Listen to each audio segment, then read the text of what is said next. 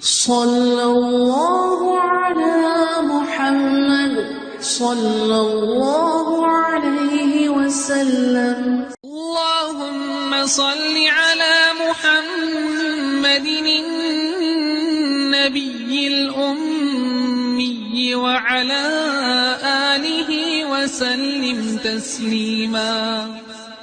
اعوذ باللہ من الشیطان الرجیم. بسم اللہ الرحمن الرحیم. الصلاۃ والسلام علی رسولہ الکریم. بخاری شریف کا باب نمبر 33 اور حدیث نمبر 44 اور 45 دیکھیں گے انشاءاللہ تعالی. باب نمبر 33 جو ہے یہ ہے ایمان کی کمی اور زیادتی کے بارے میں. باب زیادت الایمان و نقصانہ.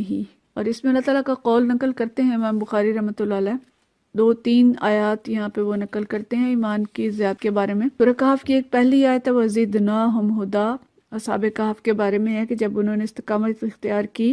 تو اللہ تعالیٰ نے ان کی ہدایت کو اور بڑھا دیا. اس کے بعد سورہ مدثر کی آیت ہے وَيَزْدَادَ الَّذِينَ آمَنُوا ایمانا، کہ ایمان لانے والوں کا ایمان اس چیز نے اور بڑھا دیا. اور اس کے بعد سورہ مائدہ کی آیت ہے فرمایا الیوم اکملت لکم دینکم، جو اس آیت کی تفصیل آگے آئے گی کہ آج ہم نے تمہارا دین تمہارے لیے مکمل کر دیا. اور پھر اس کے بعد کہتے ہیں فَإِذَا تَرَكَ شَيْءٍ مِّنَ الْكَمَالِ فَهُوَ نَاقِصٌ،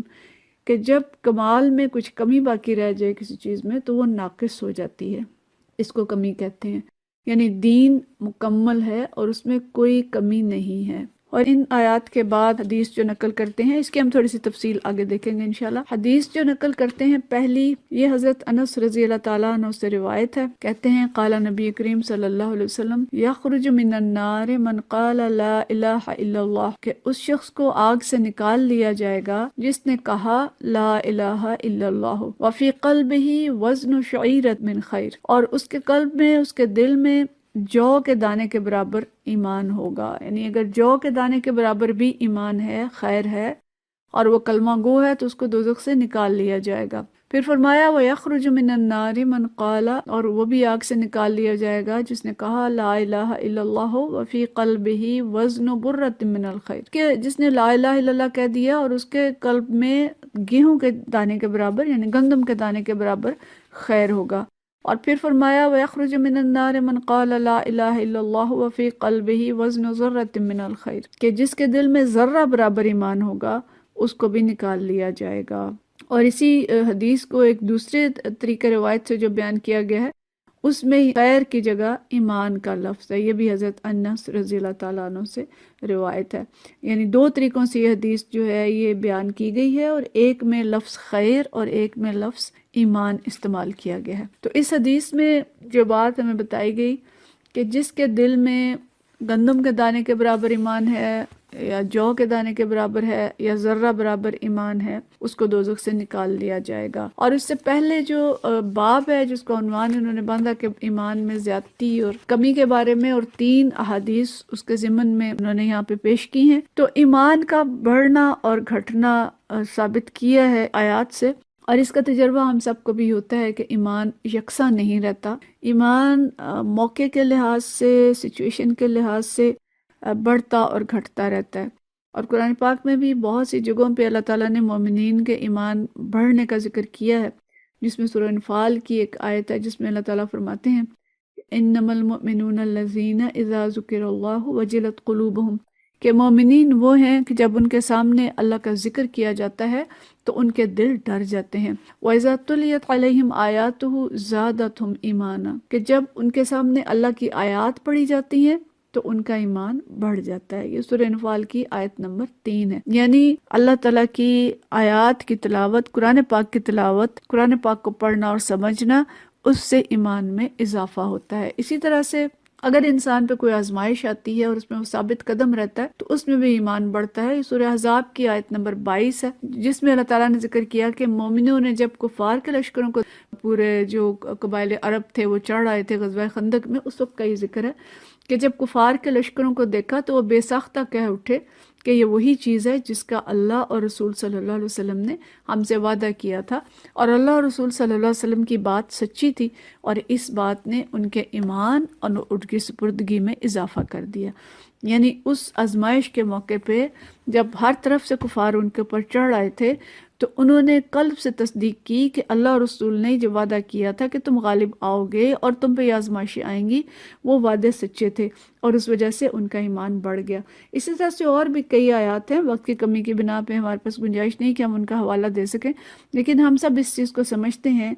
کہ جب ہم قرآن پاک سنتے ہیں، قرآن پاک پڑھتے ہیں، اللہ کا ذکر کرتے ہیں، درس کی محفلوں میں جاتے ہیں، صحبت صالحہ میں بیٹھتے ہیں، ہم تربیت گاہوں میں بیٹھتے ہیں، یا اللہ تعالیٰ کی نشانیوں پہ جب غور و تدبر کرتے ہیں، تو اس سے ہمارا ایمان بڑھ جاتا ہے۔ اور جس کا جتنا زیادہ ایمان ہوتا ہے اس کا عمل اتنا ہی صالح ہوتا ہے اور ہونا چاہیے۔ انبیاء جو تھے وہ بالکل کامل ایمان والے تھے، انبیاء کو اللہ تعالیٰ بالکل دیدار کرواتا ہے اپنی نشانیوں کا، اور اس کی وجہ سے ان کا ایمان جو ہے وہ بالکل ٹاپ پہ ہوتا ہے اور مکمل ایمان ہوتا ہے۔ اور ہم جانتے ہیں کہ انبیاء جو ہیں معصوم عن الخطا، خطا کر ہی نہیں سکتے، اور اس کی ایک وجہ یہ بھی ہوتی ہے، یعنی ایک تو اللہ نے ان کو پیدا ہی اس طرح کیا، دوسرا یہ بھی کہ وہ ایمان چونکہ ڈائریکٹ دیکھتے ہیں، لہٰذا ان سے غلطی کا صدور نہیں ہوتا۔ صحابہ کرام رضوان اللہ مجمعین بہت زیادہ مضبوط ایمان والے تھے، اور ان کے اعمال بھی کیسے تھے کہ ہم ایسے اعمال کا صرف تصور کر سکتے ہیں اور پھر کہتے ہیں کہ ایسا بھلا کون بن سکتا ہے۔ اسی طرح سے جتنا کمزور ایمان ہوگا اتنے ہی کمزور اعمال ہوں گے۔ آج اگر ہم دیکھتے ہیں کہ ہمارے ارد گرد نفاق ہے، بددیانتی ہے، جھوٹ ہے، کرپشن ہے، بے حیائی ہے، اور بہت سی بدعمالیاں ہیں، تو ان کی پشت پر اصل میں ایمان کی کمی ہے۔ تو یہاں موضوع دو طرح کے ڈسکس ہو رہے ہیں، ایک تو یہ کہ ایمان زیادہ بھی ہو سکتا ہے اور ایمان کم بھی ہو سکتا ہے، اور دوسری بات یہ کہ جس کے دل میں ایمان ہوگا، کلمہ گو جو ہوگا، اس کے دل میں ذرہ برابر بھی ایمان ہوگا اگر، یا جو اور گندم کے دانے کے برابر بھی ایمان ہوگا، تو بالآخر دوزخ سے نکال لیا جائے گا۔ یعنی اس میں بھی دو پہلو آگے آتے ہیں کہ ایک بات تو یہ کہ کچھ بدعمالیاں ایسی ہوں گی کہ جن کی سزا بہرحال کلمہ گو لوگوں کو بھی بھگتنی پڑے گی، اور کئی ہزار سال تک بعض گناہوں کی پاداش میں دوزخ میں جلنا ہوگا، اور خوشخبری یہ کہ بالآخر دوزخ سے نکال لیے جائیں گے۔ لیکن اس پہ بھی غور ہمیں کر لینا چاہیے کہ دنیا میں تو اگر کوئی جلتا ہے تو چند منٹ میں اس کا کام تمام ہو جاتا ہے، کسی کے سارے خدا نخواستہ آج ہم پڑھ رہے ہیں خبریں، گیس کا جو ہمارے ہاں بحران ہے، اس وقت گیس آتی ہے اور جاتی ہے، اور رات کو کس طرح سے کسی کا یعنی گیس کے جلنے سے پورا گھر جل گیا اور انسان ختم ہو گئے، لیکن وہاں پہ ختم نہیں ہونا ہوگا، دوزخ میں کوئی موت نہیں آئے گی، اور وہاں جو جلے گا خدا نخواستہ ہو سکتا ہے ہزاروں سال کا جلنا ہو یا کتنی دیر کا جلنا ہو، معلوم نہیں ہے۔ تو چند دموں کا جلنا بھی اگر برداشت نہیں ہوتا، عورت ہونے کی حیثیت سے ہم جانتے ہیں کہ روٹی پکاتے ہوئے اس کی بھاپ بھی اتنی شدید لگتی ہے، توے پہ ہاتھ لگ جائے وہ برداشت نہیں ہوتا، تو یہ ہزاروں سال کا جلنا کیسے برداشت ہوگا؟ تو ایسی حدیث سے بہت زیادہ خوش نہیں ہونا چاہیے کہ بس یہ آخر کار تو نکل ہی آئیں گے نا، شیر نہیں ہونا چاہیے گناہوں میں ان حدیث کو پڑھ کے، جو ہزاروں سال کا جلنا برداشت نہیں ہوگا۔ آج اپنے ایمان کو بڑھانے اور اعمال کو صالح کرنے کی فکر کر لیں، اور اپنے ایمان کو بڑھانے کے لیے جتنے بھی ذرائع ہمیں بتائے گئے ہیں قرآن و حدیث میں ان کو ہم اختیار کریں، تلاوت کلام پاک کریں، اللہ کی نشانیوں پر غور و تدبر کریں، دروس کی محفلوں میں جائیں، دروس سنیں، ایسے لوگوں کی صحبت میں رہیں جن کے ساتھ بیٹھ کے ایمان تازہ ہو جاتا ہے، مشکلات و مصائب میں اللہ کی طرف رجوع کریں، یہ سب چیزیں ایمان کو بڑھاتی ہیں۔ اور ان تمام چیزوں سے ہم دور رہیں جو کہ ایمان کو کم کرنے والی ہیں، نافرمانی، گناہ کی محفلیں اور فسق کی محفلیں، ایسے لوگ جن کے دل اللہ کی یاد سے غافل ہیں، ہمیں ان کی صحبت میں بیٹھنے سے منع کیا گیا ہے کہ جن کا جو اٹھنا بیٹھنا دوڑ دھوپ ہے وہ ساری بس گناہ کے راستے کی یا دنیا کے راستے کی ہے، اور ان ساری چیزوں سے ہم بچیں تاکہ ہمارا ایمان کم نہ ہو، اور ہم اللہ نہ کرے کہ ایمان کی کمی کی وجہ سے بدعمالی کا شکار ہوں اور پھر آخرکار دوزخ میں جلنا پڑے۔ دوسری حدیث جو اسی باب کے تحت ہے، یہ حدیث حضرت عمر بن خطاب رضی اللہ تعالیٰ عنہ سے روایت ہے، اور کہتے ہیں حضرت عمر بن خطاب سے ایک یہودی نے یہ بات کہی، ان رجلا من الیہود قال له یا امیر المؤمنین آیت فی کتابکم، آپ کی کتاب میں ایک ایسی آیت ہے جو آپ لوگ پڑھتے ہیں، لو علینا معاشر الیہود نزلت، اگر یہ یہود پر نازل ہوتی، لَتَّخَذْنَا ذَلِكَ الْيَوْمَ عِيدًا، ہم اس دن کو عید کا دن بنا لیتے۔ قال ایو آیہ، کون سی آیت؟ قال اليوم اکملت لکم دینکم واتممت علیکم نعمتی ورضیت لکم الاسلام دینا، کہ یہ آیت جو ہے کہ آج ہم نے تمہارے دین کو تمہارے لیے مکمل کر دیا اور اپنی نعمت تم پر تمام کر دی اور تمہارے لیے دین اسلام کو پسند کر لیا۔ اس آیت کے بارے میں انہوں نے کہا کہ اگر یہ ہم پہ نازل ہوتی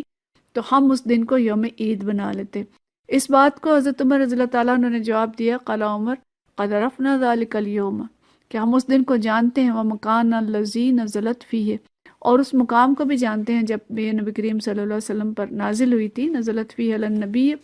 وہو قائم بعرفۃ یوم الجمعہ، اور اس وقت آپ صلی اللہ علیہ وسلم کھڑے تھے عرفات میں اور جمعے کا دن تھا۔ تو یہود نے یہ بات کہی کہ یہ آیت جو آپ پہ نازل ہوئی ہے ہم پہ نازل ہوتی تو ہم اس دن کو یوم عید بنا لیتے۔ حضرت عمر رضی اللہ تعالیٰ عنہ نے جو اس کا جواب دیا وہ یہ تھا کہ جمعے کا دن اور عرفہ کا دن ہمارے ہاں عید ہی کا دن مانا جاتا ہے، اور ہم بھی اس مبارک دن میں اس آیت کے نزول پر اپنی خوشی کا اظہار کرتے ہیں۔ تو جمعے کا دن بھی خوشی کا دن، اور عرفہ کے بعد جو ویسے ہی عید الاضحیٰ ہوتی ہے تو ہم اس دن بھی خوشی مناتے ہیں۔ تو اس آیت کی جو اہمیت ہے یہود نے اس کو سمجھا اور انہوں نے اس کا ذکر کیا کہ اللہ تعالیٰ نے تم لوگوں پر مکمل دین نازل کر دیا ہے، یعنی اللہ تعالیٰ کی یہ اتنی بڑی نعمت ہے جو خود اللہ نے بھی کہا کہ تمامت علیکم نعمتی، میں نے تمہارے اوپر نعمت تمام کر دی ہے، یعنی تمہیں پورے کا پورا دین دے دیا ہے، تمہیں ہر چیز بتا دی ہے، مکمل دین دے دیا، پورا نظام دے دیا، چھوٹی سے چھوٹی چیز سے لے کے اور بڑی سے بڑے جو مسائل اور احکام ہیں وہ بھی اس دین کے اندر، اس قرآن کے اندر اور اس کی تشریح میں حدیث کے اندر اللہ تعالیٰ نے ہمیں سکھا دیے ہیں۔ اور یہ اللہ تعالیٰ کا اتنا بڑا انعام ہے کہ اس کو اگر ہم سوچیں تو اس پہ جشن واقعی منانا چاہیے، اور اس کو صحابہ کرام نے سمجھا اور نبی کریم صلی اللہ علیہ وسلم نے بھی اس کو سمجھا، اور اس سے اگلا دن ویسے ہی عید کا دن جو ہے اس کو قرار دے دیا گیا۔ لیکن اس میں بہت سے پہلو نکلتے ہیں۔ ایک بات تو یہی کہ دین کامل ہے، مکمل ہے، اور اس کے اندر اب کسی اضافے کی ضرورت اور گنجائش نہیں ہے، یعنی ہم 2 عیدیں ہیں تو ان کی 3 بنا لیں، یا ہم 5 فرض نمازیں ہیں تو ہم 6 بنا لیں، ایسا ہم نہیں کر سکتے۔ جو دین اللہ تعالیٰ نے نازل کیا ہے دین میں کوئی کمی نہیں ہے، اور ہم اللہ کی رضا کے لیے بھی ہم اس میں کوئی اضافہ نہیں کر سکتے۔ جو اضافہ ہم کریں گے وہ بدعت قرار دی جائے گی اور اس کو ناپسندیدہ گنا جائے گا، اور بدعت کو گمراہی اور ضلالت کہا گیا ہے۔ تو ایک بات تو یہ ہے اس کے اندر، البتہ یہ بات ذہن میں رکھیں کہ عبادات میں اور دین میں جو اجتہاد کی ضرورت ہے وہ دروازہ کھلا ہے۔ جدید دور کے تقاضوں کے مطابق کوئی ایسا مسئلہ اگر پیش آتا ہے جو کہ اس وقت نہیں تھا، جیسے جہاز نہیں تھے اس وقت، تو جہاز میں نماز کیسے پڑھنی ہے، اس پہ علماء اجتہاد کر کے ہمیں بتائیں گے۔ یا اسی طرح سے طبی معاملات ہیں یا دوسرے دنیوی معاملات ہیں، بلڈ ڈونیشن کا مسئلہ آتا ہے، کڈنی ٹرانسپلانٹ کا مسئلہ آتا ہے، جی گردہ لگانا ہے کہ نہیں لگانا، جائز ہے کہ نہیں جائز، خون دینا کسی کو جائز ہے کہ نہیں جائز۔ تو ان تمام معاملات میں علماء اجتہاد کریں گے اور اجتہاد کر کے ہمیں بتائیں گے کہ کیا ٹھیک ہے اور کیا غلط ہے، اور یہ اجتہاد بھی بالکل دین کے جو بنیادی دائرے ہیں ان کے اندر ہوگا، دین کے دائرے سے باہر نہیں ہوگا۔ جیسے ٹیسٹ ٹیوب بیبی ہے تو اس میں بھی بہت سی صورتیں ناجائز ہیں اور صرف ایک صورت جائز ہے کہ کس طرح کا جائز ہوگا اور کس طرح کا ناجائز ہوگا، علماء ہمیں یہ ساری باتیں بتاتے ہیں۔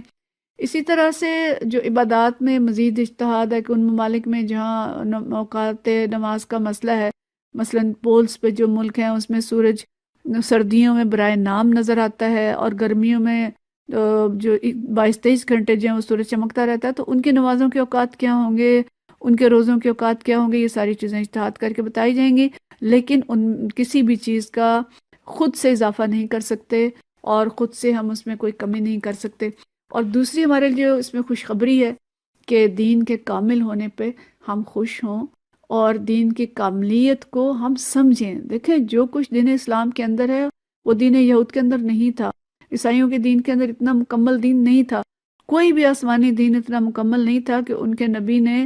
انہیں یہاں تک بتایا ہو کہ تم نے غسل کیسے کرنا ہے اور تم نے واش روم کیسے جانا ہے، اور یہاں تک بھی بتایا ہو کہ ایک حکمران جو ہے وہ حکومت کیسے کرے گا اور قیدیوں کے معاملات کیا ہوں گے، اور پوری کی پوری تفصیلات چھوٹی سی چیز سے لے کے بڑی سے بڑی چیز تک اللہ تعالیٰ نے نازل کر دی ہیں۔ اب بھی اگر ہم اس کو دین کو اپناتے نہیں ہیں، اس پہ عمل نہیں کرتے یا اس پہ جزوی عمل کرتے ہیں، کچھ کو مان لیتے ہیں کچھ کو چھوڑ دیتے ہیں، تو یہ ہماری بد نصیبی ہے، اور اس بد نصیبی کو امت مسلمہ اس وقت بھگت رہی ہے کہ اس نے اپنے دین کو مکمل نہیں لیا، دین میں سے عبادات لے لیں نماز روزہ حج زکوٰۃ تو لے لیا، لیکن اس کے جو بڑے بڑے احکام تھے، سود نہ چھوڑا، بے حیائی نہ چھوڑی، اور بہت سے دوسرے کام جو کہ درست نہیں تھے ان کو اس نے اختیار کیے رکھا، تو ان چیزوں سے اللہ تعالیٰ ناراض ہوتا ہے۔ دین کامل ہے، مکمل ہے، ایک پیکیج ہے دین جو اللہ تعالیٰ نے ہمیں دیا ہے، اور اس پورے کے پورے پیکیج کو ہم نافذ کریں گے تو ہمیں اس دین کی برکات حاصل ہوں گی، اور اس دین کے جتنے فوائد ہیں اور جو دنیا کی زندگی اللہ نے کہا کہ حیات طیبہ بن جائے گی اس دین کو استعمال کرتے ہوئے، تو ہم حیات طیبہ سے اس وقت محروم ہیں کیونکہ ہم نے دین کو مکمل طور پہ ایکسیپٹ نہیں کیا۔ تو اگر ہم اس کو مکمل لیں گے تو پھر مدینہ شریف کی طرح لوگ یہاں زکوٰۃ لے کے دیں گے، اور زکوٰۃ لینے والا کوئی نہیں ملے گا۔ اس سے خوشحالی بھی آئے گی، اس سے برکتیں بھی آئیں گی، اور اس سے ہماری دنیاوی گھریلو زندگیاں بھی اچھی ہوں گی۔ لیکن اللہ تعالیٰ ہمیں اس پہ عمل کی توفیق عطا فرمائے، اور عمل کریں ہم، اور جشن بھی منائیں عمل کرنے کے بعد۔ تو اللہ تعالیٰ اس کا یعنی ہم حق رکھتے ہیں کہ ہم جشن منائیں اور خوشیاں منائیں۔ اللہ تعالیٰ ہمیں توفیق عطا فرمائے کہ ہم اپنے ایمان کو بڑھانے کی فکر کریں اور دین اسلام پہ مکمل طور پہ عمل کر کے اس سے جو حقیقی خوشی حاصل ہوگی ہمیں زندگی کی برکات کی صورت میں اور آخرت میں جنت کی صورت میں، اس کو حاصل کرنے کے حقدار بن سکیں۔ وآخر دعوانا ان الحمدللہ رب العالمین۔ صلی اللہ علی محمد صلی اللہ علیہ وسلم۔